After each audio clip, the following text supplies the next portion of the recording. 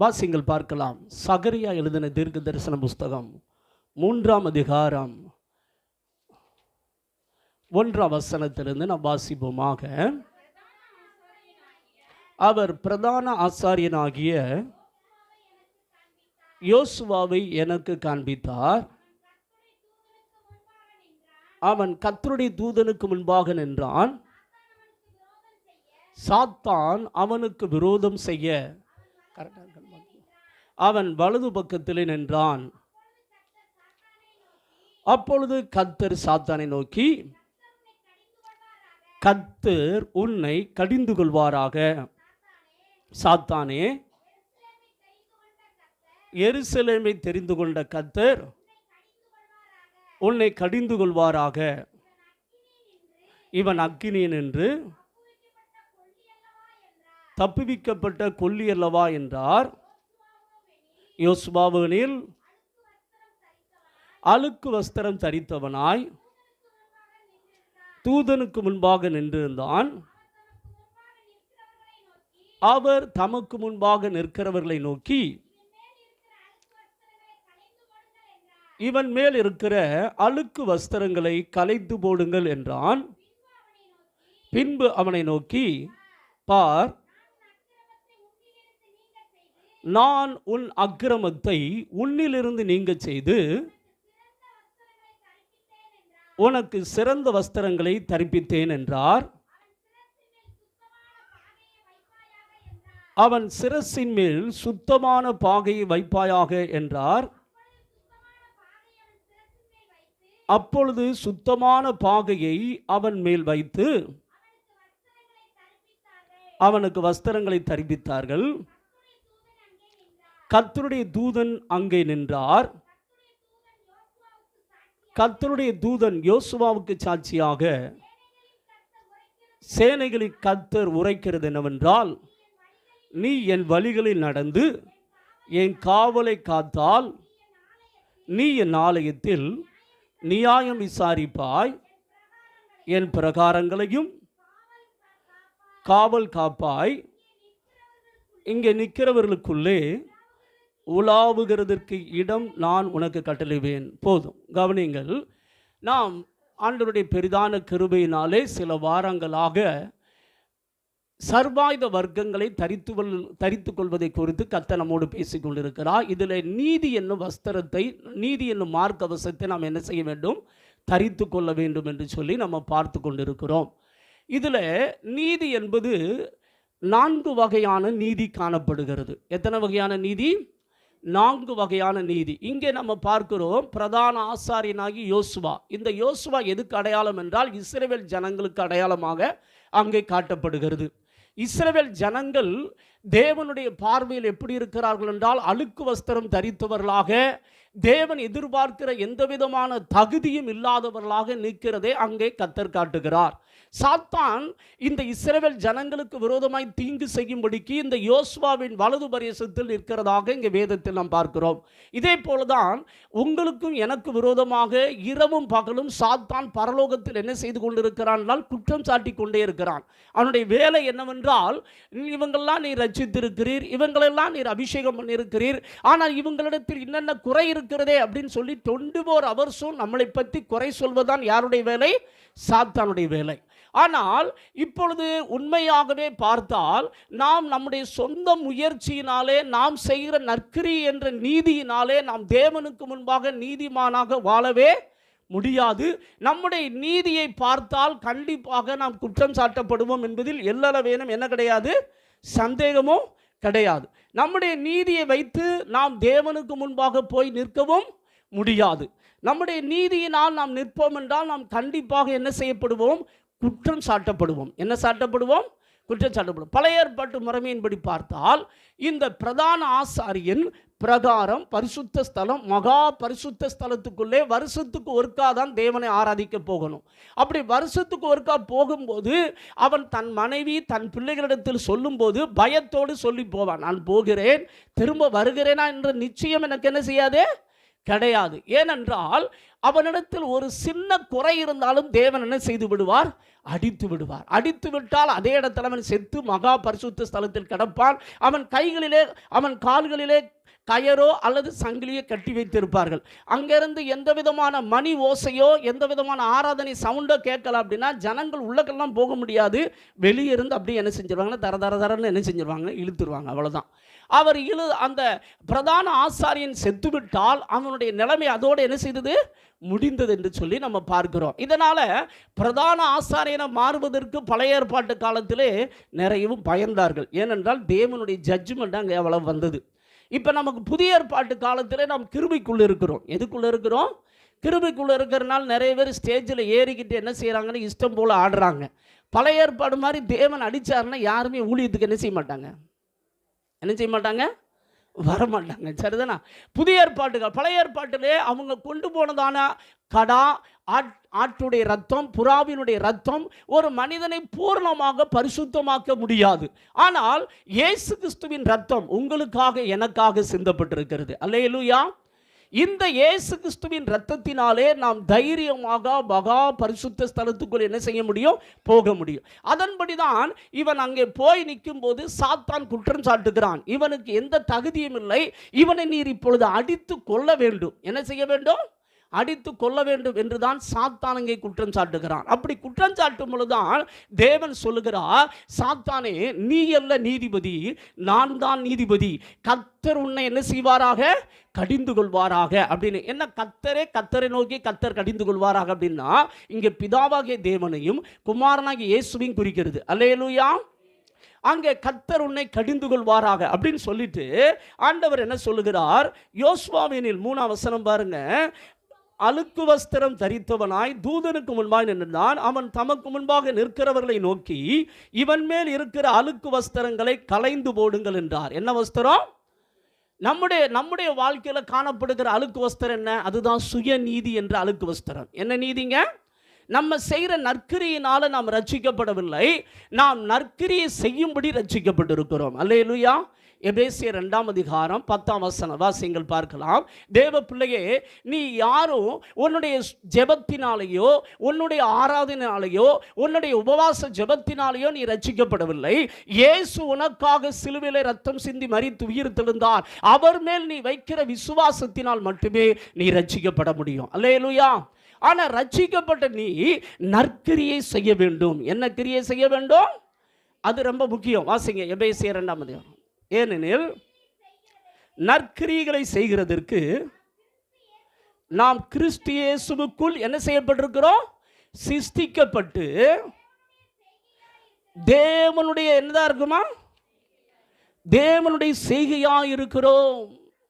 யாருடைய செய்கையா இருக்கிறோம்? கிறிஸ்து இயேசுவுக்குள். எப்படி ஆதாம் ஏவால தேவன் வந்து இறங்கி வந்து ஒரு களிமண்ணை வைத்து பூன் ஊதி எப்படி சிருஷ்டித்தாரோ அதுபோல இந்த பூமியில பிறக்கிற ஒவ்வொரு மனிதனையும் மனம் திரும்பி ரட்சிக்கப்படுகிற பொழுது அவனுக்குள் புது மனிதன் சிருஷ்டிக்கப்படுகிறான். அல்லேலூயா.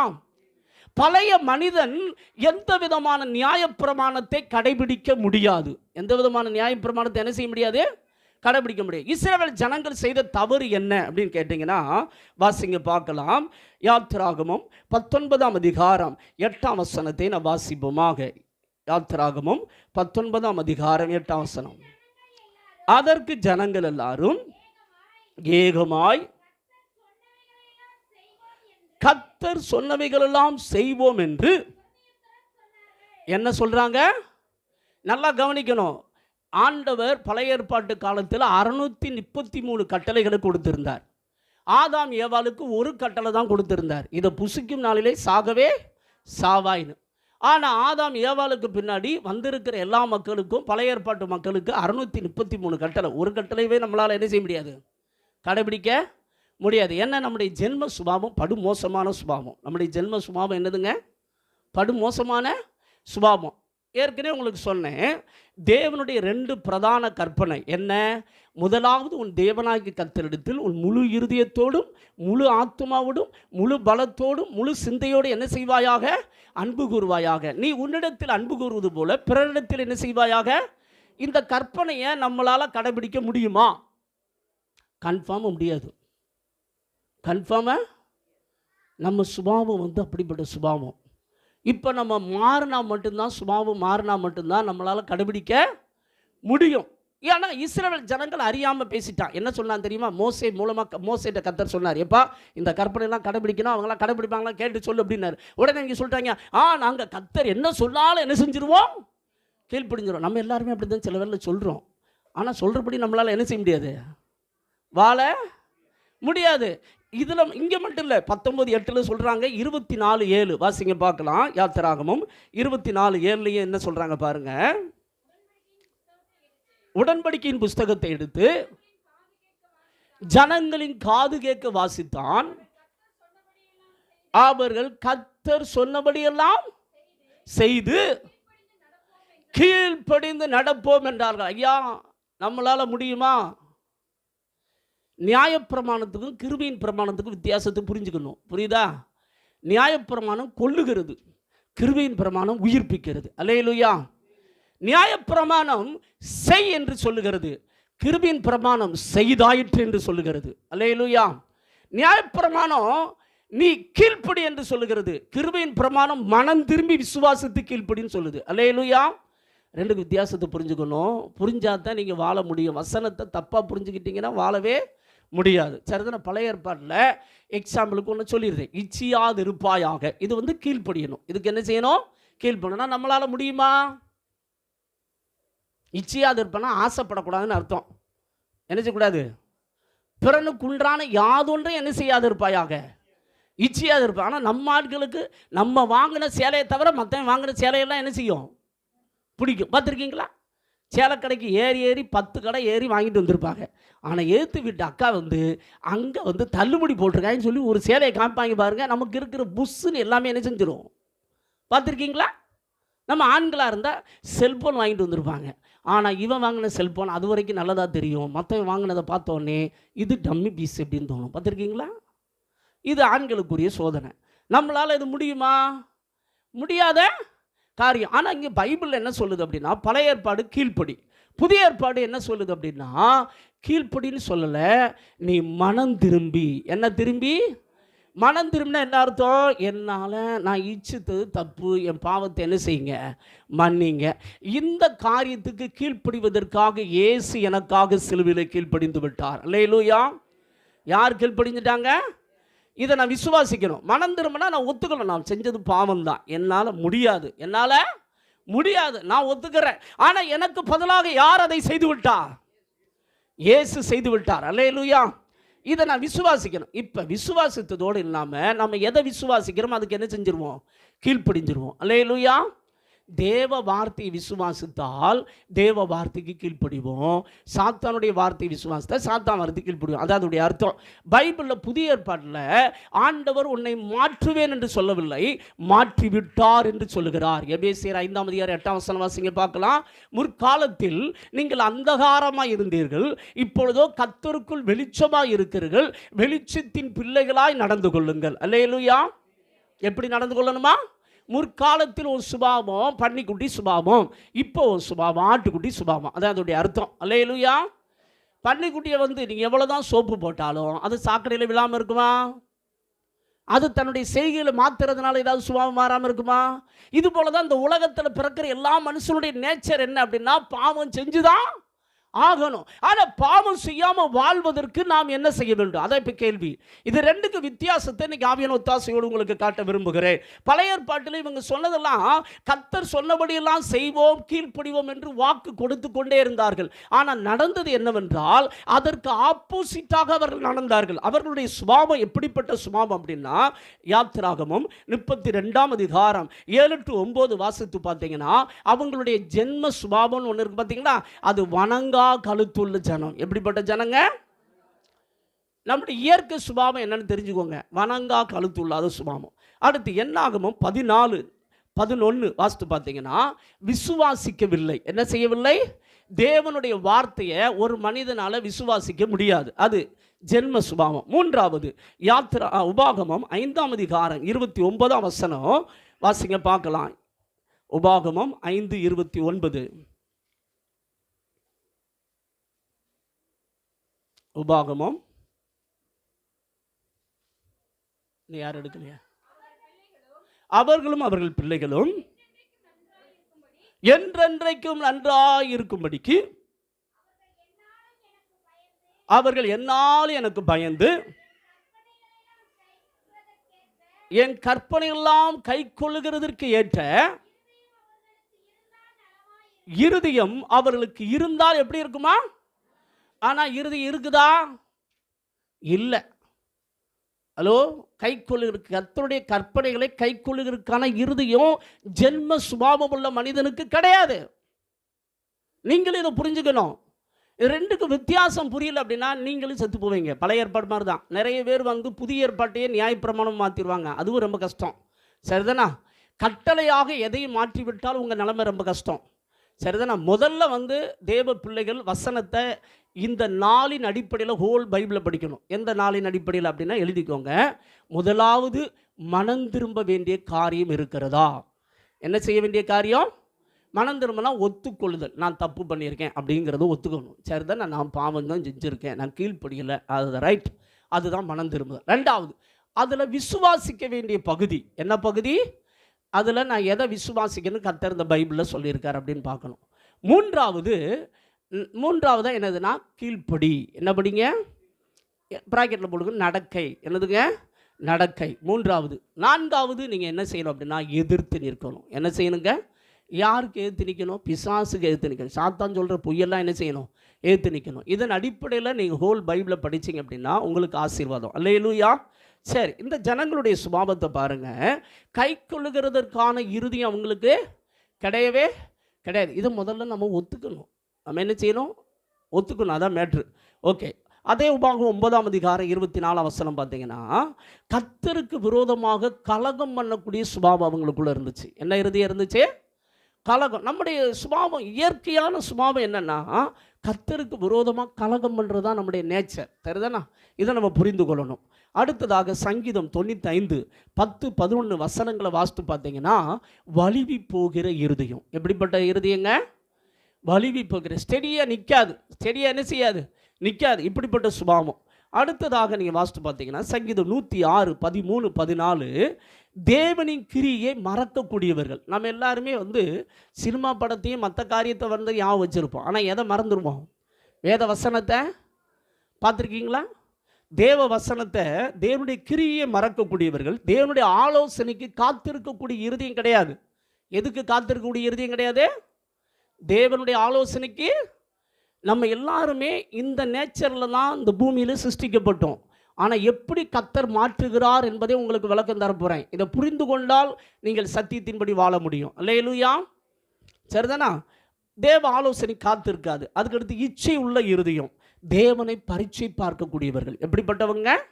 தேவனை பரீட்சை பார்க்குறேன், டெஸ்ட் வைக்கிறது. ஆண்டவர் செஞ்சால் பார்ப்போம், செஞ்சால் சர்ச்சுக்கு வர்றேன், செஞ்சால் ஜோம் பண்ணுவேன், செஞ்சால் அதை செய்வேன், செஞ்சால் இதை செய்வேன். அப்படி நம்ம ஆட்கள் வாய் சொல்லுவோம். பார்த்துருக்கீங்களா?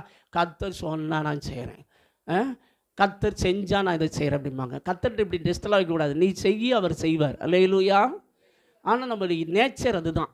இதை நம்ம புரிந்து கொள்ளணும். சுய முயற்சியினால் அவங்க இதெல்லாம் கடைபிடிக்க முடியும்னு சொல்லி தேவனுக்கு வாக்கு கொடுத்தார்கள். ஆனால் அவர்களால் கடைபிடிக்க முடியவில்லை. அதனால தான் முதல் உடன்படிக்கையில் அவங்களால் நிலைச்சி நிற்க முடியலை.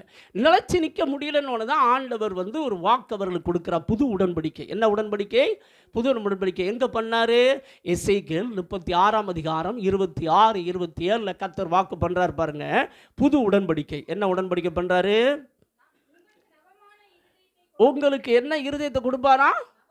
ஏன்னா நம்ம இருதயம் அப்படிப்பட்டது கிடையாது. சரிதானா? நவமான இருதயத்தை கொடுத்து உங்கள் உள்ளத்தில் புதிதான ஆவியை வைத்து கல்லான இருதயத்தை உங்கள் மாம்சத்திலிருந்து எடுத்து போட்டு சதையான இருதயத்தை உங்களுக்கு கொடுத்து உங்கள் உள்ளத்தில் என் ஆவியை வைத்து உங்களை என் கட்டளைகளில் நடக்கவும் என் நியாயங்களை கைக்கொள்ளவும் அவைகளின்படி செய்யவும் பண்ணுவேன். அல்லேலூயா. இது யார் பண்ணுறா? யார் பண்ணுறா? நமக்குள்ள ஒரு ஆவி வைக்கிறார் பார்த்தீங்களா? அது என்ன ஆவின்னு கேட்குறீங்களா? அதான் குமாரனுடைய ஆவி. என்ன ஆவிங்க? நம்மளால் வந்து கீழ்ப்படிய முடியாது. ஆனால் குமாருடைய ஆவி, அதாவது ஒரு மனிதனுக்கு செய்ய கெப்பாசிட்டி இருந்தால் அவனால் செய்ய முடியும், ஆனால் நம்மளால் முடியாது. இதை தேவன் அறிந்து என்ன செய்யறான்னா, புதிய ஏற்பாட்டு காலத்தில் ஒருவன் மறுபடி பிறக்க வேண்டும் என்று ஆலோசனை சொல்லுகிறார். அல்லேலூயா. என்ன பிறக்கணுங்க? மறுபடி அதுக்கு தான் ரட்சிக்கப்படணும்னு சொல்கிறோம். நிறைய பேர் சபைக்கு வர்றாங்க, கூட்டத்துக்கு வர்றாங்க, காணிக்க கொடுக்குறாங்க. இப்படி கூட்டத்துக்கு வந்ததுனாலையோ ஜெபம் பண்ணுறதுனாலையோ நீ ரட்சிக்கப்பட்டா இந்த அர்த்தம் அல்ல. நீ ரட்சிக்கப்பட்டிருக்கங்கிற கன்ஃபார்ம் உனக்கு வேணும். ரட்சிக்கப்பட்ட கன்ஃபார்ம் எப்படி கண்டுபிடிக்கலாம்? நீங்கள் ஏசப்பாட்ட எனக்காக இயேசு சிலுவையில் ரத்தம் சிந்தி மரித்து உயிர் தெழுந்தார், இதை நான் விசுவாசிக்கிறேன் அப்படிங்கிறது இருதயத்தில் விசுவாசித்து, நீதி உண்டாக இருதயத்தில் விசுவாசிக்கணும், ரட்சிப்பு உண்டாக வாயினால் என்ன செய்யணும்? அறிக்கை பண்ணணும். எந்த ஒரு மனிதன் இதை உண்மையாக விசுவாசித்து அறிக்கை பண்ணா இயேசு உள்ளத்தில் வருவார். உங்க பாவம் மன்னிக்கப்பட்டிருக்குங்கிறத கன்ஃபார்ம் உங்களுக்கு கிடைக்கும். பாவம் மன்னிக்கப்பட்டிருக்கிற கன்ஃபார்ம் இருந்தா நீ மறுபடி பிறந்திருக்கேன்னு அர்த்தம். அல்லேலூயா. பாவம் மன்னிக்கப்பட்ட நிச்சயம் எனக்குள்ள இல்லை அப்படின்னா நீங்க என்ன செய்யப்படலை. கடந்த நாட்களில் சிலர்கிட்ட கேட்டேன், ரட்சிக்கப்பட்டிருக்க நிச்சயம் இருக்கான்னு கேட்டால் தெரியாதுங்க. என்னைக்கோ ஒரு நாள் ரட்சிக்கப்படுகிறோம். அது ஆவியில் கடந்த கால ரட்சிப்பு, ஆத்துமா நிகழ்கால ரட்சிப்பு. ஆத்துமா என்ன ரட்சிப்பு? நிகழ்கால ரட்சிப்பு. சரிதம் வருங்கால ரட்சிப்பு. இயேசு வரும்பொழுது இமைப்பொழுது மறுரூபமாக்கப்படும். இதுதான் முடிவு பரிந்த நிலைநிற்பவன் என்ன செய்யப்படுவான்? ரட்சிக்கப்படுவான். நாம் இயேசுவை ஏற்றுக்கொள்ளுகிற பொழுது நரக தண்டனையாகிய ஆக்கினையிலிருந்து முதலாவது ரட்சிக்கப்படுறோம். எதிலிருந்து ரட்சிக்கப்படுறாங்க? இயேசுவை ஒரு மனிதன் விசுவாசித்து, எபிரேயர் எழுதின நிருபம் 3ஆம் அதிகாரம் 1ஆம் வசனம், நாம் அறிக்கை பண்ணுகிற அப்போஸ்தலரும் பிரதான ஆசாரியருமாக இருக்கிற கிறிஸ்து இயேசுவை கவனித்து பாருங்கள். பரலோகம் ஒரு நீதிமன்றம் போல செயல்படுது. அந்த நீதிமன்றத்தில் பிதாவாகிய தேவன் நீதிபதியாக உட்கார்ந்து இருக்கிறார். குற்றவாளி கூண்டிலே நீங்களும் நானும் நின்று கொண்டிருக்கிறோம். நமக்கு எதிராக சாத்தான் நின்று கொண்டிருக்கிறான். இப்பொழுது நமது சார்பாக வழக்காடும்படியாக வழக்கறிஞராக இயேசு நின்று கொண்டிருக்கிறார். அல்லேலூயா. இப்போ குற்றவாளி கூண்டில் நின்று கொண்டிருக்கிற நம்மளை பார்த்து சாத்தான் சொல்லுகிறான், இவன் இன்னென்ன அக்கிரமம் செய்தான், இன்னென்ன பாவம் செய்தான், இவனை கண்டிப்பாக நீ நரகத்துக்குத்தான் என்ன செய்ய வேண்டும், தள்ள வேண்டும் என்று சொல்லி அவன் குற்றம் சாட்டுகிறான். ஆனால் அவன் சொல்லுகிற குற்றங்கள்லாம் மேக்சிமம் நம்மக்கிட்ட இருக்கத்தான் செய்யும். அதில் இல்லைன்னா நம்ம என்ன செய்ய முடியாது, சொல்ல முடியாது. இப்போ நாம் என்ன செய்கிறோம் என்றால் பிதாவுக்கு முன்பாக அறிக்கை பண்ணுகிறோம். என்ன அறிக்கை பண்ணுகிறோம்? இவர் ஆனர், நான் எனக்காக மரித்து உயிர் தெழுந்த தேவகுமாரனாக இயேசுவை நான் விசுவாசிக்கிறேன். அவரை விசுவாசித்து அவருடைய நீதி என்னும் சால்வையை நான் தரித்துக் கொள்கிறேன். யாருடைய நீதி?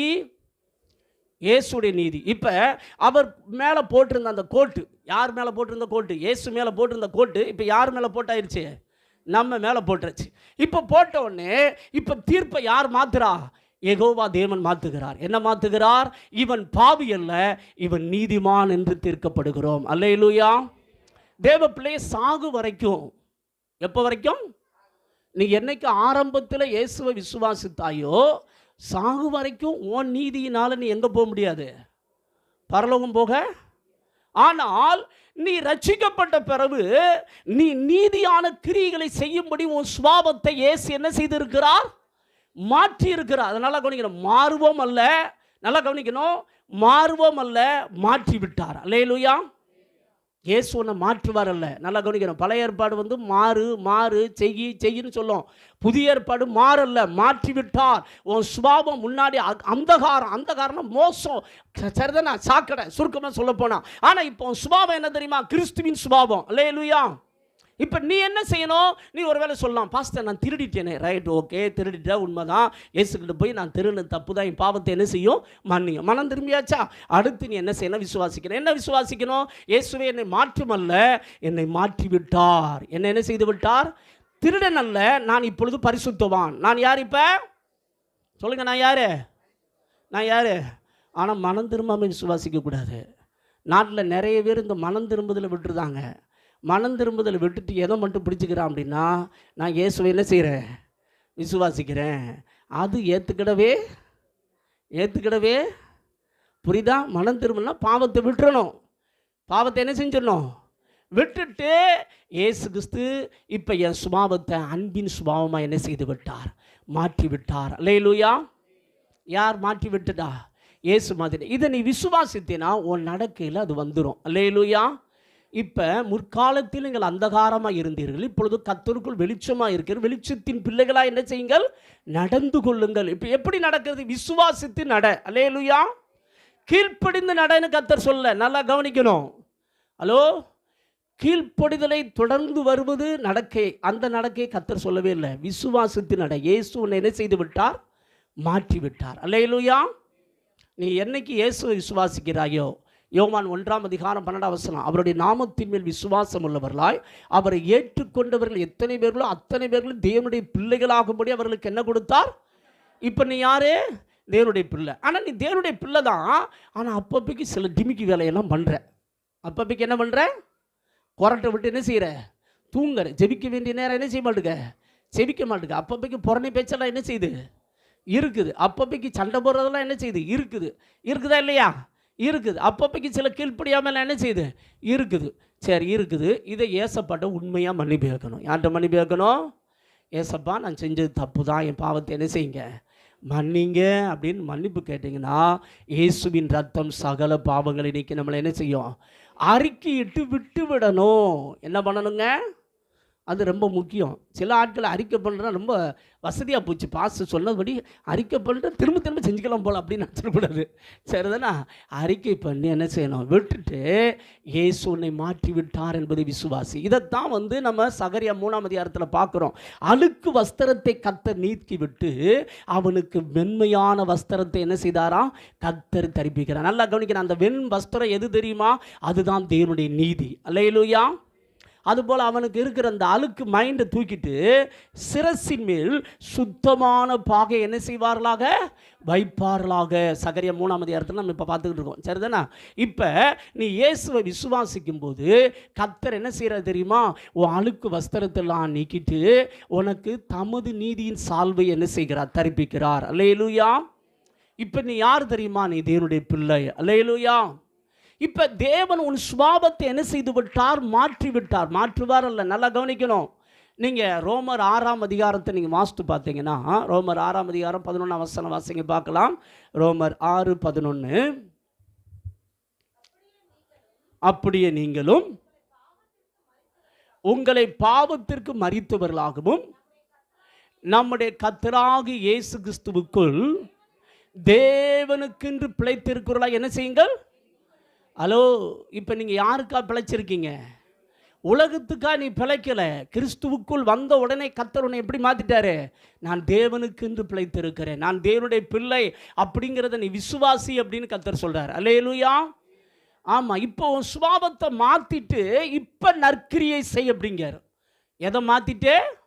சுபாவத்தை மாற்றாமல் கர்த்தர் சொல்லலை. நல்லா கவனிக்கணும். ஆனால் சுபாவத்தை மாற்றியும் ரட்சிக்கப்பட்டும் சில ஆட்கள் நற்கிரியை என்ன செய்ய மாட்டான்? செய்ய மாட்டான். அப்போ கர்த்தர் கணக்கு கேட்பார். என்ன கேட்பார்? அப்போ கர்த்தர் என்ன செய்வார்? இதைத்தான் வேதம் சொல்லுது, கிரி இல்லாத விசுவாசம் செத்தது. அப்போ நீ விசுவாசத்தில் தான் நீதிமானா மாறின, அதில் எந்த சந்தேகம் கிடையாது. நீ பரிசுத்தமான் தான். ஆனால் நீ நற்கிரியை செய்ய வேண்டும். என்ன நற்கிரியை செய்ய வேண்டும்? நீ ரட்சிக்கப்பட்டிருக்க, சபைக்கு வர்ற, ஆவியில் நிரம்புற, நீ பரிசுத்தமான இருக்கிற, ரொம்ப சந்தோஷம். பார்க்கிற ஏழைகளுக்கு உதவி செய்யணும். என்ன செய்யணும்? இதைத்தான் மத்தேயு எழுதின சுவிசேஷம் 25:36 கடைசி வரைக்கும் கர்த்தர் 2 வித மக்களாக பிரிக்கிறார். ஒன்று வலது பக்கத்தில் நிற்கிறவங்களை செம்மறியாடு, இடது பக்கத்தில் நிற்கிறவங்க வெள்ளாடு அப்படின்னு பிரிக்கிறார். வெள்ளாடு அவெல்லாம் கர்த்தர் சொல்றார் நரகத்துக்கு போங்கடா அப்படின்ட்டாரு. ஆனால் செம்மறியாடை கர்த்தர் சொல்றார் பிதாவினால் நீங்கள் என்ன செய்யப்பட்டவர்கள்? ஆசீர்வதிக்கப்பட்டவர்கள். இவங்க யாரெல்லாம்? இவங்கெல்லாம் யாரு? ரட்சிக்கப்பட்டவங்க, ஊழியக்காரங்க. ஊழியக்காரனா இருந்துதான், ஆனால் ஏழைகளுக்கு உதவி செய்யலை. நற்கிரியை என்ன செய்யலை? ரட்சிக்கப்பட்டவன் தான், ஆனால் என்ன செய்யலை? நற்கிரியை செய்யவில்லை. எல்லாம் தனக்கு தனக்கு தனக்கு தனக்குன்னு என்ன செய்யான்? வச்சுக்கிட்டான். நல்லா கவனிக்கணும். நீ ரட்சிக்கப்பட்டிருக்கிற, நீ கஷ்டப்பட்டு வர்ற, உன் வாழ்க்கையில் பொருளாதார நஷ்டம் இருக்குது, வியாதி இருக்குது, பலவீனம் இருக்குது. இதன் மத்தியில் தான் கர்த்தர் உன்னை ரட்சிக்கிறார். ரட்சித்து கர்த்தர் உன்னை சபைக்குள்ளே கொண்டு வருகிறார், உன்னை அபிஷேகம் பண்ணுகிறார். ரட்சிக்கப்பட்ட பிறகு கர்த்தர் உன்னை ஆசீர்வதித்து உன்னை படிப்படியாக கர்த்தர் உயர்த்துகிறார். எதற்கு உயர்த்துகிறார்? நீ நற்கிரியை செய்ய வேண்டும். அல்லேலூயா. வியாதியில் உள்ளவனை பார்த்தா, நானும் வியாதியில் இருந்தேன், இயேசு என்னை ரட்சித்தார் சார், நீங்களும் இயேசுவை தேடி என்ன செய்யுங்க? சபைக்கு வாங்க அப்படின்னு அவனை சபைக்கு கூட்டு வந்து சபைக்குள்ளே நிலைநிறுத்தி ரட்சிப்புக்குள்ளே நடத்தணும். அல்லேலூயா. நான் மட்டும் ரட்சிக்கப்பட்டேன், பிரைஸ் லார்ட், ஹல்லேலூயா, நான் சபைக்கு மட்டும் போவேன், காணிக்கை மட்டும் கொடுப்பேன் அப்படின்னா கர்த்தர் உன் கையில் என்ன செய்வார்? கணக்கு கேட்பார். அதுபோல் கர்த்தர் உன் பொருளாதாரத்தை ஆசீர்வதிக்கிறார்னு வைத்துக்கொள்ளுங்க. நீங்கள் ரொம்ப கஷ்டப்பட்டுருப்பீங்க, நல்ல ஒரு வேலை வாய்ப்பை தருவார், சம்பளம் 60,000 70,000 80,000 கர்த்தர் தருவார். இது எதற்காக? உன் தேவைகளை சந்திக்க வேண்டும். அதில் எல்லாம் வேணும், சந்தேகம் கிடையாது. ஆனால் அது ஒரு பகுதி. இன்னொரு பகுதி என்ன செய்யணும் தெரியுமா? கொஞ்சம் ஏழைகளுக்கு என்ன செய்யணும்? சிந்த விடணும். என்ன பண்ணணுங்க? சிந்த விடணும். ஏன் நான் சிறைச்சாலையில் இருந்தேன், என்னை விசாரித்தீர்கள். சரிதானா? நான் வியாதியில் இருந்தேன், என்னை பார்க்க வந்தீர்கள். அப்படி வஸ்திரம் இல்லாது இருந்தேன், எனக்கு வஸ்திரம் கொடுத்தேன். பசியாக இருந்தேன், எனக்கு போஜனம் கொடுத்தீர்கள். அப்படின்னு ஒரு 6 பாயிண்ட் கர்த்தர் பேசுகிறார். அப்போ நல்லா கவனிக்கணும், தேவ பிள்ளையே, நீ ரட்சிக்கப்பட்டிருக்கிற, பார்க்குற ஏழைகளுக்கு என்ன செய்யணும்?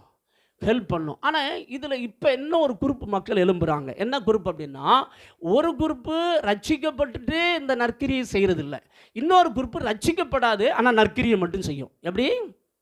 என்ன செய்யும்? அது ரட்சிக்கப்பட்டிருக்காது, பாவம் மன்னிப்பு நிச்சயம் இருக்காது, இயேசு கொடுத்த நீதி வஸ்திரம் தரித்து இருக்காது, அபிஷேகம் பெற்றிருக்காது. ஆனால் என்ன செய்யணும்? சபைக்கு போகும், நான் அந்த காணிக்கை கொடுக்குறேன், இந்த காணிக்கை கொடுக்குறேன், நான் ஏழைகளுக்கு ஹெல்ப் பண்ணுறேன், அவங்களுக்கு ஹெல்ப் பண்ணுறேன், இவங்களுக்கு ஹெல்ப் பண்ணுறேன். ஆனால் நீ ரட்சிக்கப்படாமல் நீ எந்த நற்கிரியை செஞ்சாலும் எங்கே போக முடியாது. ஆனால் சிலர் என்ன நினைக்கான் தெரியுமா? நம்ம நற்கிரி செஞ்சுட்டா எங்கே போயிடலாம். பைபிளில் சங்கீதத்தில் போட்டிருக்கு, பூமியில் தங்கள் பங்கை பெற்று, இம்மையில் தங்கள் பங்கை பெற்றிருக்கிற ஜனங்கள் போட்டிருக்கு. இன்னைக்கு சினிமாக்காரன் கூட பார்த்தீங்கன்னா நிறைய பேருக்கு நற்கிரியை செய்கிறான். ஏழைகளுக்கு என்ன செய்கிறானா? இத்தனை கோடி கொடுக்குறேன், அத்தனை கோடி கொடுக்குறேன். அவன் இப்படி செய்யும்போது என்ன நடக்கும் அப்படின்னா, இந்த பூமியிலே கர்த்தர் அவனுக்கு சரி கட்டுவார். ஆனால் அதை வச்சு எங்கே போக முடியாது. புரியுதா? அதே போல நீங்க ரட்சிக்கப்பட்டிருக்கீங்க, நீங்க அபிஷேகம் பெற்றிருக்கீங்க, கர்த்தர் உங்களை தெரிந்தெடுத்திருக்கிறார், கர்த்தர் நல்லவர். நீங்க இப்ப நிறைய நற்கிரியை செய்றீங்க. நீங்க நற்கிரியை செய்யறதுனால பரலோகம் என்ன செய்ய முடியாது. ஆனா ரட்சிக்கப்பட்டதுக்கு அடையாளம் நீ நற்கிரியை செய்யணும். அல்லேலூயா. ரட்சிக்கப்பட்டதுக்கு அடையாளம் என்ன செய்யணும்? இப்ப நான் ஜெபிக்கிறனால பரலோகம் போக முடியாது, ஆனா ரட்சிக்கப்பட்டவன் ஜெபம் பண்ணுவான். அல்லேலூயா. சொல்றது புரியுதா? ஹலோ. ரட்சிக்கப்பட்டவன் என்ன செய்வான்? நீ ஊழியம் செய்கிறதுனால எங்கே போக முடியாது, பரலோகம் போக முடியாது. ஆனால் ரட்சிக்கப்பட்டவங்க என்ன செய்வாங்க? இதை கர்த்தர் எதிர்பார்ப்பார். அல்லேலூயா. இதைத்தான் கர்த்தர் மத்திய எழுதின சுவிசேஷம் 7ஆம் அதிகாரம் 22, 23 கர்த்தர் சொல்றாரு, பரலோகத்தில் இருக்கிற பிதாவின் சித்தத்தின்படி செய்கிறவனே அல்லாமல் என்னை நோக்கி கர்த்தாவே கர்த்தாவே என்று சொல்லுகிறவன் ஒருவன் எங்கே போக முடியாது, பரலோகத்துக்குள்ள. நிறைய பேர் ஜெபம் பண்ண எதுக்கு எடுத்தாலும் வாயை திறந்தாலே கர்த்தாவே கர்த்தாவே கர்த்தாவே கர்த்தாவே அப்படின்னு சொல்லிக்கிட்டே இருப்பான். பார்த்துருக்கீங்களா? நம்ம ஆட்கள் சிலர் ஜெபம் பண்ண விட்டிங்கன்னா ஒரு நிமிஷத்துக்குள்ளே 10 தடவை கர்த்தாவே வந்துடும். என்னை ஆண்டவரே ஆண்டவரேன்னு சொல்லியும் நான் சொல்கிறபடி நீங்கள் செய்யாமல் போகிறது என்ன? மத்திய எழுதின லூக்கா எழுதின சுவிசேஷம் 6ஆம் அதிகாரத்தில் கடைசியில் கர்த்தர் கேட்கிறாரு, என் வார்த்தைகளை கேட்டு இவைகளின்படி செய்கிறவனோ அவனை புத்தியுள்ள மனுஷனுக்கு நான் ஒப்பிடுவேன். கற்பாறையின் மேல் வீடு கட்டின புத்தியுள்ள மனுஷன். எப்படிப்பட்ட மனுஷங்க? அந்த வீட்டின் மேல் வெள்ளம், பெருவெள்ளம், காற்று, புயல் அடித்தும் அந்த வீடு என்ன செய்யலை, விழலை அப்படின்னு போட்டு. இது எதை காட்டுது அப்படின்னா, இப்போ நீங்கள் ரட்சிக்கப்படுறது இலவசம், நீங்கள் பரலோகத்துக்கு போகிறது இலவசம். ஆனால் ரட்சிக்கப்பட்ட நீங்கள் இந்த பூமியில் நற்கிரியை கண்டிப்பாக என்ன செய்ய வேண்டும். அல்லேலூயா. முன்னாடி ஒரு 10-15 வருஷத்துக்கு முன்னாடி இந்த பிரிட்ஜின்னு ஒன்று வராமல் இருந்துச்சு. என்ன வராமல் இருந்துச்சு? அப்போ மக்கள் என்ன செய்வோம் அப்படின்னா, சாப்பிட்டது போக, என்னது போக, சாப்பிட்டது போக ஏற்று விட்ட அக்காவுக்கு, பக்கத்து வீட்டு அக்காவுக்கு, இல்லைன்னா நாய்க்கு, இல்லைன்னா ஏதாவது ஒரு மாட்டுக்காவது என்ன செய்வாங்க. இப்போ நம்ம ஆட்களுக்கு என்னைக்கு பிரிட்ஜ் வந்துச்சு ஐயா, சரிதானா, எத்தனை நாள் குளம் ஆகினாலும் பரவாயில்ல, நாங்கள் அதை சூடு பண்ணி என்ன பண்ணி எங்கே வச்சுருவோம். நாங்கள் ஊருக்கு போயிடுவோம், புருஷனுக்கு நாங்கள் சொல்லிவிடுவோம், குழம்பு நாங்களே செய்து வைத்திருக்கிறோம். யாருக்கும் கொடுக்குற பழக்கமே என்ன பழக்கம் கிடையாது. முன்னாடி யாராவது செஞ்சால் ஏற்று வீட்டு அக்காவுக்கு, பக்கத்து வீட்டு அக்காவுக்கு கொடுப்பாங்க. பார்த்துருக்கீங்களா? இப்போ எங்கேயாவது அது நடக்குதா? ஹலோ. முன்னாடி நிறைய சோறாக்குவாங்க, சோறாக்கி மற்றவங்களுக்கு என்ன செய்வாங்க தெரியுமா? யாராவது விருந்தாடி வந்தால் அதுக்குன்னு சோறு ரெடியாக இருக்கும். ஆனால் இப்போ நீங்கள் போனீங்கன்னு வச்சுக்கோங்க, நயா. ஹலோ. இதுலேருந்து என்ன தெரியுது? என்ன மாற்ற அங்கே தான் இருக்குது, அந்த இது பக்கத்தில் தான் இண்டெக்ஸ் அடுப்பு இருக்குது.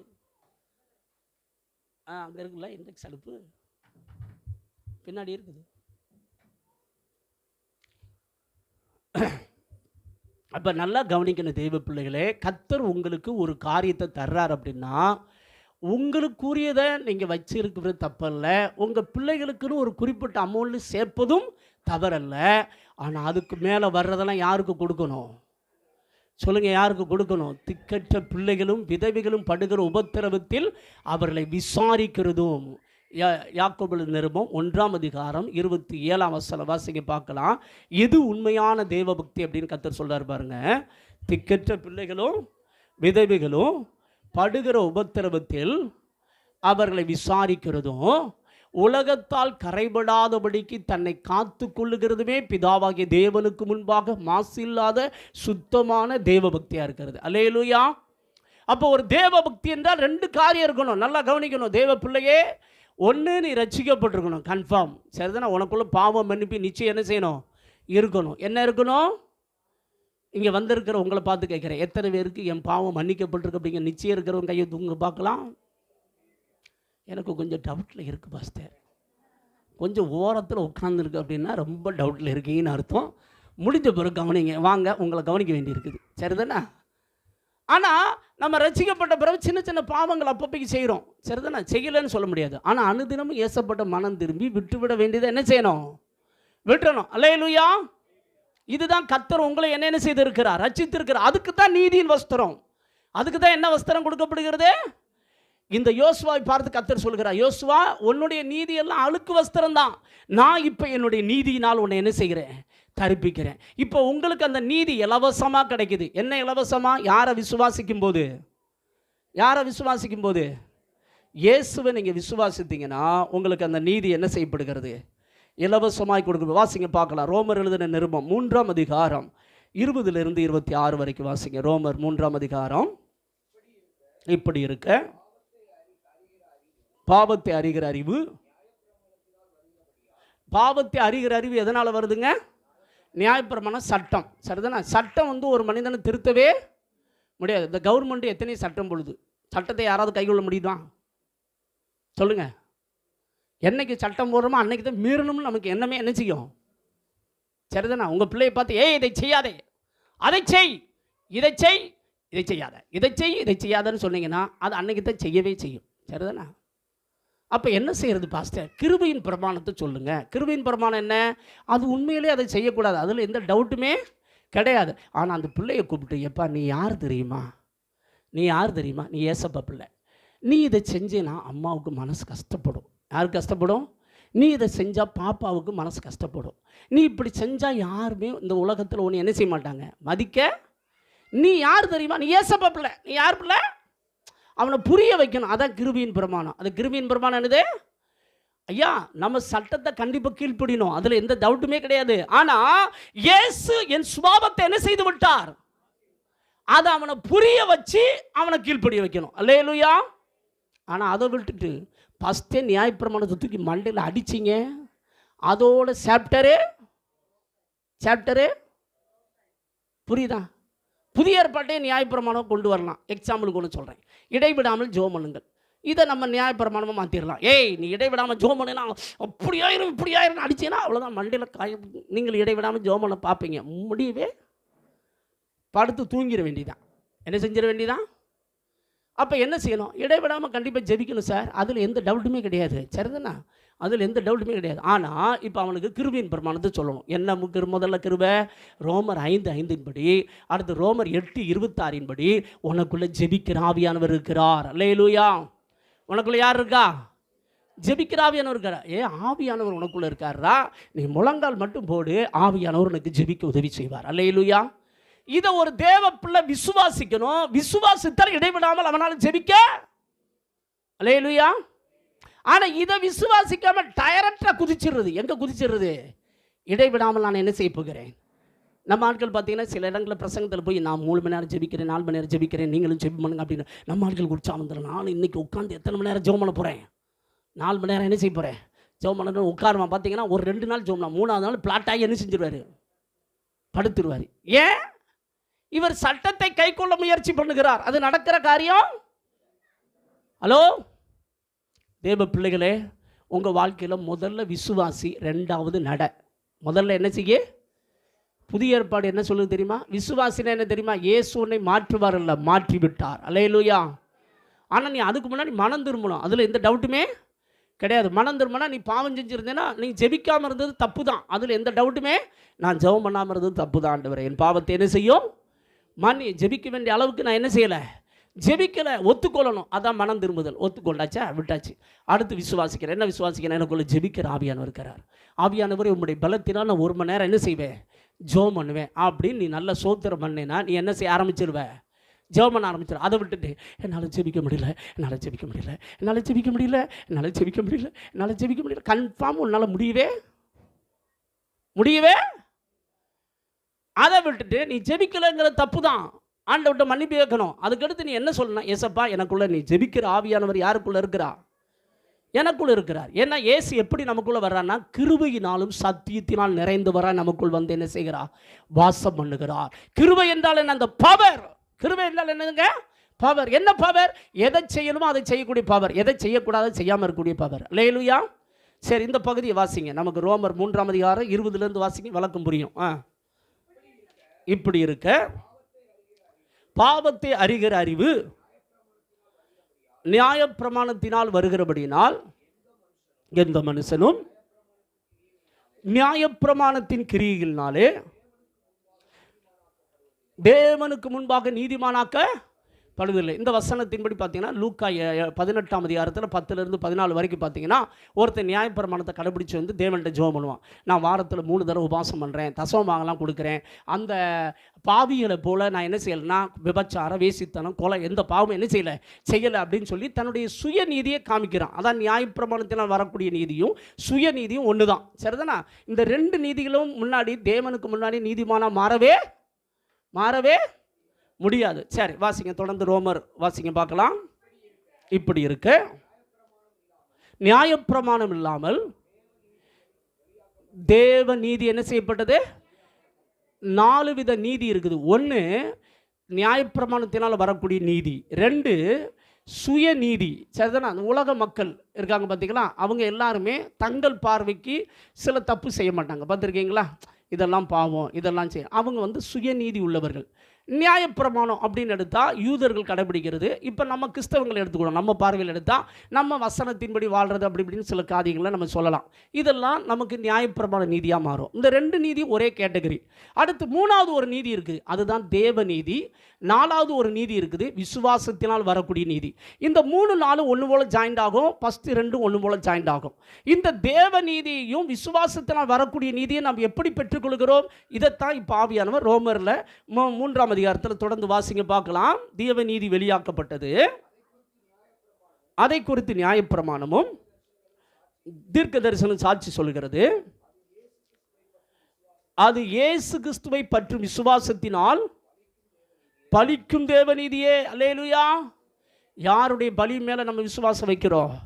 இயேசு கிறிஸ்து. தேவ பிள்ளையே, இந்த இடத்துல வந்திருக்கிற உங்கள் ஒவ்வொருவருக்கும் ஒரு நற்செய்தி. நீங்கள் என்ன பாவத்தோடு வந்திருந்தாலும் இன்றைக்கு இயேசு உன் பாவத்தை மன்னிக்க வல்லமுள்ளவராக இருக்கிறார். உனக்காக இயேசு சிலுவையில் நரக தண்டனை என்ன செய்து விட்டார்? ஏற்றுக்கணும். நீ நரகத்துக்கு போக வேண்டிய அவசியம் இல்லை, நீ ரட்சிக்கப்படாமல் இருந்தேனா. சரிதானா? இன்னைக்கு இயேசுவே நீர் எனக்காக அந்த நரக தண்டனை ஏற்றுக்கொண்டீர் என்பதை விசுவாசிக்கும் பொழுது நம்ம ஆவி ரட்சிக்கப்படுகிறது. அது கடந்த கால ரட்சிப்பு. இந்த கடந்த காலத்தில் ஆவி ரட்சிக்கப்படும் பொழுது நரக தண்டனையிலிருந்து விடுதலை பெறுகிறோம். நிகழ்காலத்தில் நாம் ரட்சிக்கப்படும் பொழுது பாவத்தின் வல்லமையிலிருந்து கர்த்தர் விடுதலை தருகிறார். எதிலிருந்து விடுதலை தர்றாருங்க? பாவத்தின் வல்லமை. இப்போ நம்மளை சுற்றி நிறைய பாவம் இருக்குது. பாவத்துக்கு ஒரு வல்லமை இருக்குது. இருக்குதா இல்லையா? சொல்லுங்கள், இருக்குதா இல்லையா? அது நிறைய வேலைகளில் மக்களை என்ன செய்யுது? பிடிச்சிக்கிட்டு ஒரு ஆட்டுலையா? ஆனால் நீங்கள் தினமும் ஒழுங்காக கர்த்தரை விசுவாசத்தை, ஒழுங்காக பைபிள் வாசித்து, ஒழுங்காக ஜெபம் பண்ணி, ஒழுங்காக ஆவிக்குள்ளே இருந்தீங்கன்னா இந்த பாவத்தின் வல்லமை உங்களால் என்ன செய்ய முடியும்? ஜெயிக்க முடியும். இது நிகழ்கால ரட்சிப்பு. இது என்ன கால ரட்சிப்பு? நிகழ ரட்சிப்பு. வருங்காலம் என்பது என்ன? நம்ம நித்தியமாக இயேசுவோடு பரலோகத்தில் போய் உட்கார போகிறோம். அல்லேலூயா. அங்கே டோட்டலாக பாவ பிரசன்ஸிலிருந்தே கர்த்தர் விடுதலை ஆக்கிடுவார். அங்கே பாவ பிரசன்ஸே கிடையவே. இங்கே பாவ பிரசன்ஸ் இருக்குது. அதனால தான் நம்ம அப்பப்பைக்கு தடுமாறி என்ன செய்கிறோம்? விழுகிறோம். இது 3 சேர்ந்தது என்னது? ரட்சிப்பு. சரி, வாசிங்க, தொடர்ந்து வாசிங்க பார்க்கலாம். விசுவாசிக்கிற எவர்களுக்குள்ளும் எவர்கள் மேலும் அது பலிக்கும், வித்தியாசம் இல்லை. உங்களுக்கு ஒரு நற்செய்தி என்னென்னா, நீங்கள் யாராக இருந்தாலும் இயேசுவை விசுவாசத்தை ரட்சிக்கப்படலாம். அல்லேலூயா. இன்றைக்கு நீ விசுவாசத்தின ரட்சிக்கப்படுவ. அல்லேலூயா. இதுவரைக்கும் ஒரு வேளை சில காரியங்களை நீங்கள் தவறு பண்ணியிருந்தால், ஏசப்பா நம்ம விசுவாசிக்கிறேன். யாரை விசுவாசிக்கிறேன்? நீர் எனக்காக சிலுவையில் ரத்தம் சிந்தி மரித்து உயிர்த்தெழுந்து நான் என்ன செய்கிறேன்? விசுவாசிக்கிறேன். பாவத்தையெல்லாம் மன்னியும், உங்கள் நீதியினால் என்னை நிரப்புங்கன்னு கூப்பிட்டீங்கன்னா ஏசு தம்முடைய நீதியினால் உங்களை நிரப்புவார். அல்லேலூயா. அப்போ இந்த 4 வித நீதி சொன்னோம். ஒன்று, நியாயப்பிரமாணத்தினால் வரக்கூடிய நீதியினால் நாம் நீதிமானாக்கப்பட முடியாது. அடுத்து, சுயநீதியினால் வரக்கூடிய நீதியினால் நீதிமானாக்கப்பட முடியாது. 3வது தேவ நீதி. 4வது விசுவாசத்தில் உண்டாகும் நீதி. தேவ நீதியும் விசுவாசத்தில் உண்டாகும் நீதியும் அது இயேசு கிறிஸ்து விசுவாசிப்பதனால் நமக்கு நீதியாக மாறுகிறது. அல்லேலூயா. இப்போ வெளிப்படுத்தின விசேஷம் 19ஆம் அதிகாரத்துக்கு வாங்க பார்க்கலாம். வெளிப்படுத்தின விசேஷம் 19ஆம் அதிகாரத்தில் அங்கே பரிசுத்தவான்களுக்கு ஒரு நீதியின் வஸ்திரம் தரிப்பிக்கப்படுகிறது. வாசிங்கள் பார்க்கலாம். வெளிப்படுத்தின விசேஷம் அது எத்தனை வசனம்? 8ஆம் வசனம் வாசிங்க பார்க்கலாம். சுத்தமும் பிரகாசமான மெல்லிய வஸ்திரம் தரித்து கொள்ளும்படிக்கு அவளுக்கு அளிக்கப்பட்டது. அந்த மெல்லிய வஸ்திரம் பரிசுத்தவான்களுடைய நீதினா வேற நம்ம செய்யக்கூடிய நீதி அல்ல. அது இயேசு கிறிஸ்து சிலுவையில் சிந்தின ரத்தத்தின் மூலம் வரக்கூடிய நீதி. அல்லேலூயா. மேலுள்ள வசனத்தை வாசிங்க பார்க்கலாம். நாம் சந்தோஷப்பட்டு கலிகூர்ந்து அவருக்கு துளி செலுத்த கடவோம். ஆட்டுக்குட்டியானுடைய கல்யாணம் வந்தது, அவருடைய மனைவி தன்னை ஆயத்தம் பண்ணினாள் என்று. அல்லேலூயா. தேவ பிள்ளையே, இன்றைக்கு உனக்கு கொடுக்கப்படுற ஒரு கிருபை என்ன தெரியுமா? நீதியின் வஸ்திரம். நீ நீதி என்னும் மார்க்கவசத்தை தரித்து கொள்ளும்போது சாத்தானை எதிர்த்து நிற்க முடியும். சாத்தான் ஒரு வேளை சொல்லுவான், நீ இந்தந்த பாவம்லாம் செஞ்சுருக்கிற, நீ எப்படி என்னை ஜெயிக்க முடியும்னு சொல்லி சில வேளையில் நீங்கள் தனிமையாக இருக்கும்போது உங்களை குற்றப்படுத்துவான். ஏன்னா அவன் எடுக்கிற ஆயுதமே குற்றப்படுத்துகிற ஆயுதம்.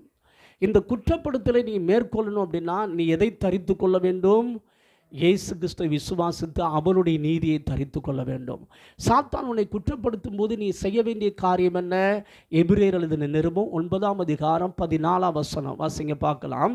நித்திய ஆவியினாலே தம்மை தாமே பழுதற்ற பலியாக, நித்திய ஆவியினாலே தம்மை தாமே பழுதற்ற பலியாக நம்முடைய தேவனுக்கு ஒப்பு கொடுத்த கிறிஸ்துவினுடைய ரத்தம் ஜீவனுள்ள தேவனுக்கு ஊழியம் செய்வதற்கு உங்கள் மனச்சாட்சியை செத்த கிரியலரை சுத்திகரிப்பது எவ்வளவு நிச்சயம். உங்களுக்கு ஒரு நற்செய்தி என்ன தெரியுமா? இன்றைக்கு அநேகருடைய வாழ்க்கையில் மனச்சாட்சி என்றால் என்ன அப்படின்னு கேட்டிங்கன்னா, எது நன்மை எது தீமை அப்படின்னு நமக்கு ஒரு ரெட் அலர்ட் கொடுக்கும். அதுதான் என்னது, இது உலகத்தில் ரட்சிக்கப்பட்டவனாக இருந்தாலும் சரி ரட்சிக்கப்படாதவனாக இருந்தாலும் அந்த மனச்சாட்சி இருக்கும். இந்த மனச்சாட்சி எது நன்மை எது தீமை. அதாவது நீ ஒரு பாவம் செய்ய போகிறேன்னு வச்சுக்கோயே, சரிதான், நீ பாவம் செய்யும் போது உன் உள்ளத்தில் பார்த்தீங்கன்னா படக்குன்னு சமாதானம் போயிடும். அதற்கே ரட்சிக்கப்பட்ட ஒரு தேவ பிள்ளையாக இருந்தேன்னா நீ தேவையில்லாத பார்க்குற அப்படின்னா சமாதானம் போயிடும், பீஸ் போயிடும். அதுதான் என்னது, மனச்சாட்சி. இந்த மனச்சாட்சியை சிலர் தள்ளிவிட்டு விசுவாசமாகிய கப்பலை சேதப்படுத்தினார்கள் என்று 1 தீமோத்தேயு 1ஆம் அதிகாரம் 19ஆம் வசனத்தில் சொல்லப்பட்டிருக்குது. நீ விசுவாசமும் நல் மனச்சாட்சி உடையவனுமாய் இரு என்று சொல்லப்பட்டிருக்கிறது. நமக்கு ரொம்ப முக்கியமானது என்னென்னா, நல் மனச்சாட்சி ரொம்ப ரொம்ப முக்கியமானது. சரிதானா? கெட்ட மனச்சாட்சி இருக்குது, துர்மனச்சாட்சி இருக்குது. இந்த மனச்சாட்சி சிலருக்கு மழுங்கி போகும். சரிதானா? 1 தீமோத்தேயு 4ஆம் அதிகாரம் 1ஆம் வசனத்தில் ஆவியானவர் பின் நாட்களில் சொல்லுகிறது என்னவென்றால், சூடுண்ட பொய்யருடைய மாயத்தினாலே, வாசிங்க பார்க்கலாம், சிலர் வஞ்சிக்கிற ஆவிகளுக்கும் பிசாசின் உபதேசங்களுக்கு செவி கொடுத்து விசுவாசத்தை விட்டு விலகி போனார்கள். பாருங்க, இந்த சூடுண்ட பொய்யருடைய மாயத்தினாலே, இந்த மனச்சாட்சி சில வேளையில் பார்த்தீங்கன்னா சூடுண்டு போகும். சூடுண்டு போகனா என்ன அர்த்தம் தெரியுமா? இப்போ ஒரு நல்ல பழுக்க காய்ச்சின கம்பி, சரிதானா, அது நல்ல சூடு ஏற்றி இருக்குது. அதை இப்போ உங்கள் சரீரத்தில் டக்குன்னு வைக்கிறோம். வச்சா உங்களுக்கு என்ன ஆகும் அப்படின்னா படக்குன்னு சூடு பயங்கரமாக ஏறும். அதுக்கடுத்து அதில் ஒரு காப்பு காய்ச்ச மாதிரி வந்துடும். பார்த்துருக்கீங்களா? பிற அதே இடத்துல நீங்கள் ஒரு 2 மணி நாள் கழித்து அதே போல் அந்த சூடு கம்பியை வைங்களேன், உணர்வு என்ன செஞ்சு போகும்? மழுங்கி போகும். பார்த்துருக்கீங்களா? தேவ பிள்ளையே, உன் வாழ்க்கையில் நீ ரட்சிக்கப்படும் பொழுது யாரையாவது குறை சொன்னால் ஆவியானவர் துக்கப்படுறது உனக்கு தெரியும். தெரியுமா உனக்கு? ஆனால் இப்போ ரட்சிக்கப்பட்டு பல வருடமாகி போச்சு, சபைக்கு வந்தாச்சு, இப்போ புறணி பேசுகிறாலும் நம்ம மனசு என்ன செய்ய மாட்டேங்க, அடிக்க நம்ம ஃபஸ்ட்டு தப்பு பண்ணும்போது படக்குங்க பார்த்துருக்கீங்களா? தேவையில்லாத பார்த்தோம், தேவையில்லாத சினிமா படம் பார்த்தோம், இல்லை தேவையில்லாமல் யார்ட்டையாவது புரணி பேசிக்கிட்டுங்கன்னு வச்சுக்கோங்களேன், மனசு என்ன செஞ்சிடும் தெரியுமா? பீஸ் ஆயிரும். அப்படின்னா உன் மனச்சாட்சி நல் மனச்சாட்சி இருக்குன்னு அர்த்தம். ஆனால் இந்த மனச்சாட்சி சொல்கிறத நீ கவனிக்க எப்போ ஸ்டாப் பண்ணுறையோ அப்போது மனச்சாட்சி என்ன செய்யும் தெரியுமா? சூடுண்டு போகும். சூடுண்டு போனால் திரும்ப திரும்ப அந்த காயப்பட்ட இடத்துலையே அந்த கம்பியை வச்சோம்னு வச்சுக்கோங்க, என்ன இருக்காது? உணர்வு. இந்த சுகர் வந்தவங்களுக்கு போய் பாருங்களேன், அவங்களுக்கு எறும்பு கடிச்சாலும் என்ன இருக்காது? உணர்வு இருக்காது. பார்த்துருக்கீங்களா? நிறைய பேர் ஆவியில் என்ன செஞ்சுருக்காங்க தெரியுமா? சூடுண்ட பொய்யரா போவோம். அதாவது பாவத்தில் நிலைச்சிருப்பாய் என்றால், நீ தொடர்ச்சியாக ஒரு பாவத்தில் நிலைத்திருப்பாய் என்றால் ஆவியானவர் உன்னோடு பேசுகிறத உன்னுடைய மனச்சாட்சி கேட்க முடியாது. தாவீது இந்த பாவத்தை செஞ்சான். 1 சாமுவேல் 20ஆம் அதிகாரத்தில் தாவீது சவுல் ராஜாவுடைய சால்வை கிழிக்கும் போது மனசு என்ன செஞ்சது தெரியுமா? பக்கு பக்கு பக்கு பக்குன்னு அடிச்சிச்சு. இதான் ரட்சிக்கப்படுறதுக்கு, அதாவது இதுதான் நல் மனச்சாட்சி. ஆனால் அதே தாவீது 2 சாமுவேல் 11ஆம் அதிகாரத்தில் அடுத்தவன் பொண்டாட்டி எடுத்துக்கிட்டான், அடுத்தவனை கொலை பண்ணுறான். என்ன பண்ணுறான்? கொலை பண்ணியாச்சு. ஆனால் மனச்சாட்சி என்ன செய்யலை? அடிக்கலை, குத்தலை. எந்த மனச்சு? இதுதான் இந்த சூடுண்ட போகிற ஒரு நிலைமை. நல்லா கவனிக்கணும். ஒரு தப்பு நீ செய்யும் போது ஆவியானவர் உனக்கு உணர்த்துவா. உள்ளத்திலே ஃபஸ்ட்டு ரெட் அலர்ட் கொடுப்பாரு. நீ செய்கிற தப்பு, நீ லஞ்சம் வாங்குற, நீ பொய் சொல்கிற, நீ திட்டுற, நீ ஜெபிக்கிற அப்படின்னு ஆவியானவர் அந்த மனச்சாட்சியிலிருந்து தான் பேசுவார். ஆனால் இந்த சத்தத்துக்கு நீ செவி கொடுக்க ஸ்டாப் பண்ணிட்டேன்னு வச்சுக்கோயேன், பரிசுத்த ஆவியானவர் என்ன செய்வார்னா வெளியிருந்து பேசுவார். எங்கேருந்து பேசுவார்? முதல்ல மனச்சாட்சியிலிருந்து தான் உங்கள்கிட்ட பேசுவார். நீ அதுக்கு செவி கொடுக்கல. தாவீது செவி கொடுக்கல. அடுத்த மனைவியை எடுத்து வச்சுக்கிட்டான். அவனுக்கு ஒரு குழந்தையும் பிறக்குது. கிட்டத்தட்ட 1 வருஷத்துக்கு மேலாச்சு. ஐயாவுக்கு என்ன இல்லை? சுத்த மனச்சாட்சி இல்லை. இப்போதான் அவன் சங்கீதம் 51 ஜெபிக்கிறான், தேவனே எனக்கு என்ன மனச்சாட்சி தாரும்? வாசிக்க பார்க்கலாம். 10ஆம் வசனம் நினைக்கிறேன். அவனுக்கு சுத்த மனச்சாட்சி இல்லை. இப்போ தீர்க்கதரிசி அனுப்புகிறார் 1 வருஷம் கழிச்சு. வந்து தப்பை உணர்த்தின பிறகு ஐயையோ நான் பாவம் செஞ்சுட்டேன் அப்படின்னு ஐயாவுக்கு எப்போ வருது? சுத்த மனச்சாட்சி வருது. தேவ பிள்ளையே, உன் வாழ்க்கையில் சுத்த மனச்சாட்சி இருக்குதா? உனக்குள்ள ஆவியானவருடைய உணர்த்தப்படுதல் இருக்குதா? நிறைய பேருக்கு இருதயத்தில் தேவ பிரசன்ஸை உணர முடியாது. ஆரம்பத்தில் சொல்லுவாங்க, நான் உட்கார்ந்தாலே என் கண்கள்லேருந்து என்ன வரும்? கண்ணீர் வரும். பைபிள் வாசித்தா கர்த்தர் என்னோடு பேசுறது கேட்க முடியும். இப்போ எனக்கு எவ்வளோ பைபிள் வாசித்தாலும் கேட்க முடியல. இப்போ என்னால் தேவ பிரசன்ஸை உணர முடியல. இப்போ என்னால் தேவனுடைய வல்லமையை உணர முடியல. அப்படின்னா அவன் மனச்சாட்சியில் சூடுண்டு போயிருக்கிறா என்று அர்த்தம். ஆவியில் தேவ பிரசன்ஸ் நீ இழந்து போயிருக்கன்னு அர்த்தம். நீ இதுக்கு மன்னிப்பு கேட்கணும். என்ன கேட்கணும்? சங்கீதம் 51:10 வாசிக்க பார்க்கலாம். தேவனே சுத்த இருதய நிலை சிருஷ்டியும் நிலைவரமான ஆவியை அந்த 12 பாருங்க. உமது இரட்சணியத்தின் சந்தோஷத்தை திரும்ப எனக்கு தந்து, புரியுதா உங்களுக்கு? தெய்வ பிள்ளையே, உன் வாழ்க்கையில் நல் மனச்சாட்சி இருக்குதா? ஆவியானவர் நீ ஜெபிக்கும் போது ஒன்றை குறித்து சாட்சி சொல்றாரா? உன் மனச்சாட்சி சுத்த மனச்சாட்சியா இருக்குல்ல, செத்து போயிருக்குதா? நிறைய பேருக்கு ஜெபம் பண்ண தேவ பிரசன்ஸ் என்ன செய்ய முடியல, உணர தேவ சத்தத்தை கேட்க முடியல. இதைத்தான் வந்து சிலர் என்ன செய்யறாங்கன்னா, ஆவியானவர் எழுதுகிறார், நீ விசுவாசமும் நல் மனச்சாட்சி உடையவனா என்ன செய்ய இரு. சிலர் இந்த விசுவாசமாகிய கப்பலை என்ன செய்யறாங்க, இந்த நல் மனச்சாட்சி தள்ளிவிட்டு விசுவாசமாகிய கப்பலை என்ன செய்தார்கள்? தேவ பிள்ளையே, உனக்கு ரொம்ப தூக்கம் வருது, உன் வாழ்க்கையில் போராட்டமாக இருக்குது, தேவ வார்த்தை கவனிக்க முடியல அப்படின்னா நீ உன் மனச்சாட்சியை கொஞ்சம் கவனிக்கணும். என் மனச்சாட்சி எப்படி இருக்குது? சூடுண்டு போயிருக்குதா? நீ ஆண்டவர்கிட்ட மன்னிப்பு கேட்கணும். உன் ஆவியை சாத்தான் என்ன செஞ்சு வச்சிருக்கான்னு தெரியுமா? சூடு உண்டதாக்கிட்டான். இது யாருக்கு நடந்ததுன்னா சிம்சோனுக்கு நடந்துச்சு, தாவீதுக்கு நடந்துச்சு. தாவீதுக்கு கர்த்தர் வெளியிருந்து பேசினார். வெளியிருந்து பேசின பிறகு ஐயா மனம் திரும்பிட்டார். மனம் திரும்பி போய் கர்த்தர் திரும்ப அந்த அபிஷேகத்தை என்ன செய்தார்? தந்தார். இன்னைக்கு நீ மனம் திரும்பினா கர்த்தரை தர விரும்புகிறார். எல்லாரும் எழுந்து நிற்போமா? எல்லாரும் எழுந்து நிற்போம். கர்த்தர் உங்களோடு கூட பேசி இருக்கிறார். ஹல்லேலூயா. நீங்கள் நீதி என்னும் மார்க்க விஷத்தை தரித்தவர்களாக சுத்த மனச்சாட்சி உள்ளவர்களாக இருப்பீர்கள் என்றால் சாத்தானை எதிர்த்து நிற்கக்கூடிய பலனை கர்த்தர் இன்றைக்கு உங்களுக்கு தர விரும்புகிறார். யார் யாரெல்லாம் உங்கள் வாழ்க்கையில் ஆவியானுடைய பிரசன்ஸை உணர முடியலையோ, தேவ சத்தத்தை கேட்க முடியல, எனக்கு உட்கார்ந்தாலே தூக்கமாக வருது அப்படின்னா ஒரு மனச்சாட்சியில் சூடுண்டு போயிருக்கிறார். அதாவது சூடு வச்ச அதே இடத்துல திரும்ப திரும்ப என்ன சூடு வச்சாலும் சொரணை என்ன செய்யாது, உணர்வு இருக்காது. அதுபோல் உன் வாழ்க்கை இருக்கும் என்றால் இன்றைக்கு நீ மனம் திரும்பு. ஆண்டவருடைய கரங்களை உயர்த்துவோமா?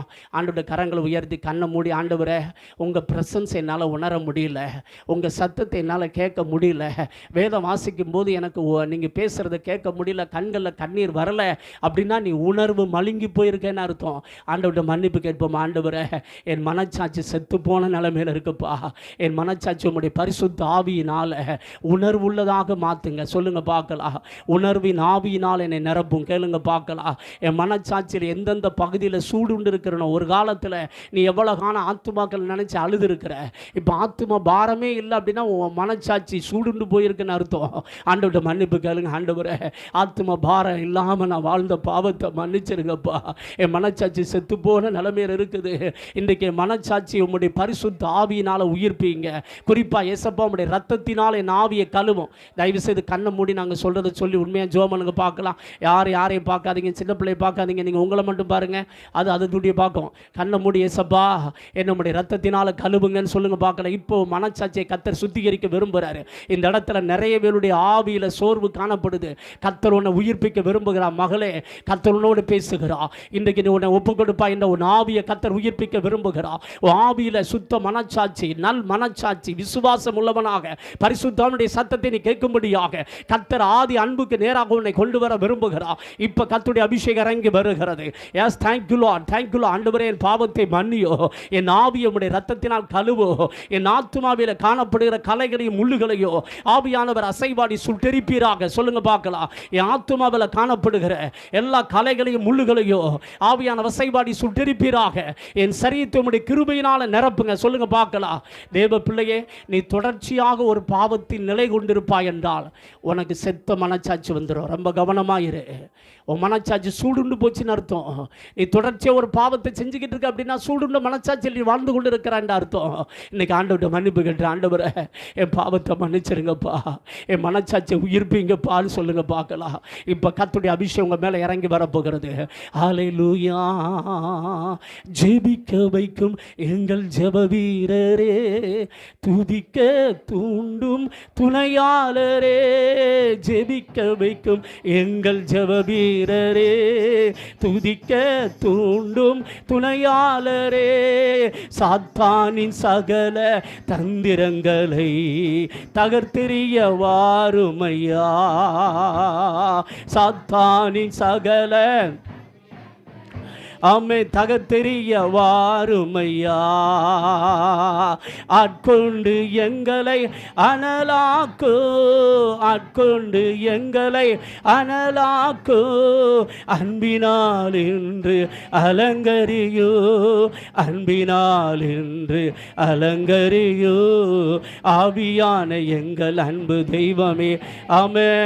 அடியோரை ஆட்கொண்டு இனி ஆவியானவனை நடத்த போகிற ஆவியா எங்கள் தெய்வமே, அடியோரை ஆட்கொண்டு. Yes, thank you master. தகப்பனே, இந்த வேளையில் உம்முடைய பரிசுத்த ஆவியினால் எங்கள் ஆவியை கர்த்தர் உயிர்ப்பிக்கும்படி நாங்கள் ஜெபிக்கிறோம். எங்கள் மனச்சாட்சி உயிர்ப்பிக்கும்படி நாங்கள் ஜெபிக்கிறோம். இப்பொழுது கிறிஸ்துவுக்குள்ளாக தேவன் எனக்கு கொடுத்த அதிகாரத்தின்படி ஆவியானுடைய பலத்தினால் இயேசு கிறிஸ்துவின் நாமத்தில் வருகிற இப்பொழுது இவங்க மைண்டில் இருதயத்திலும் சாத்தான் விதைத்திருக்கிற சகல கலைகளையும் சகல விதமான முட்களையும் இயேசுவின் நாமத்தில் நாங்கள் பிடுங்கி எறிகிறோம். இயேசுவின் நாமத்தில் பிடுங்கி எறிகிற இந்த இடத்துல வந்திருக்கிற ஒவ்வொருடைய மைண்டில் இருத்திலோ சாத்தான் ஏற்படுத்தி இருக்கிற எல்லா அரண்களையும் இயேசுவின் நாமத்தில் உடைக்கிறேன். இயேசுவின் நாமத்தில் உடைக்கிறேன். இவர்கள் தேவனுக்கு எழும்பக்கூடாதபடிக்கு இவங்க ஆவி ஆத்மா சரீரத்தில் சாத்தான் ஏற்படுத்தி வைத்திருக்கிற சகல விதமான கட்டுகளையும் இயேசு கிறிஸ்துவின் நாமத்தில் உடைக்கிறோம். இயேசுவின் நாமத்தில் பிடுங்கி எறிகிறோம். இயேசுவின் நாமத்தில் அப்புறப்படுத்துகிறோம்.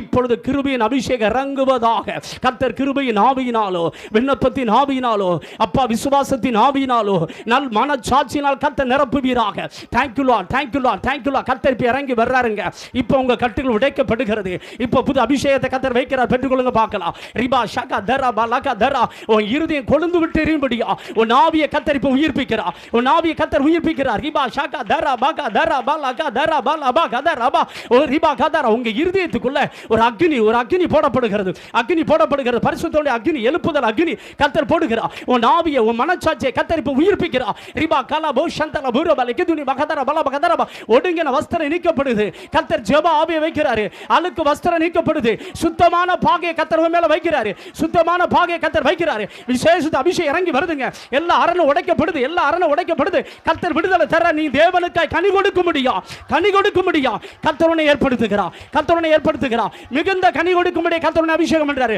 பெற்றுக்கொள், பெற்றுக்கொள், பெற்றுக்கொள். தீபா ஷகா தரபா கத ரபா லக தரா. தகப்பனே உமக்கு நன்றி அப்பா. நீர் உம்முடைய நீதியின் சால்வை எங்களுக்கு தரிப்பித்ததற்காய் சோத்திரம்ப்பா. ஆண்டவரே, நாங்கள் விசுவாசமும் நல் மனச்சாட்சி உடையவர்களாய் வாழ வேண்டும் என்று சொல்லி கர்த்தர் எங்கள் மனச்சாட்சி உயிர்ப்பித்தபடினால் உமக்கு நன்றி. கர்த்தர் தாமே நம்மளோட பேசுனது